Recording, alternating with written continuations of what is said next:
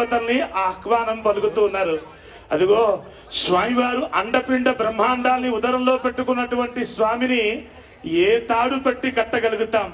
యశోదమ్మకే చిక్కనటువంటి వాడు అగ్రాహ్య శాశ్వత కృష్ణు అని వేదవ్యాసులు వారు చెప్పినట్లుగా ఎవ్వరికీ దొరకనటువంటి భగవంతుడు కలియుగంలో మన అదృష్టం కొంచెం ఎక్కువగా ఉండడం వల్ల సూక్ష్మంలో వైకుంఠాన్ని పొందేటటువంటి మార్గాన్ని అనుగ్రహించడం కోసం భూలోక వైకుంఠమైనటువంటి తిరుమల క్షేత్రంలోకి వేంచేసి అనుగ్రహించాడు. కాబట్టే రక్షాబంధనాన్ని కట్టి స్వామివారి కళ్యాణోత్సవాన్ని కమనీయంగా జరిపించుకునేటటువంటి భాగ్యాన్ని అనుగ్రహించాడు.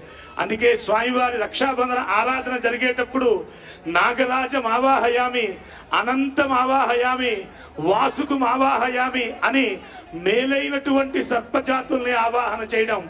అనంతుడు తప్ప వాసుకుడు తప్ప ఎవరు ఆ చేతిని రక్షా కంకణంగా కట్టగలుగుతాడు?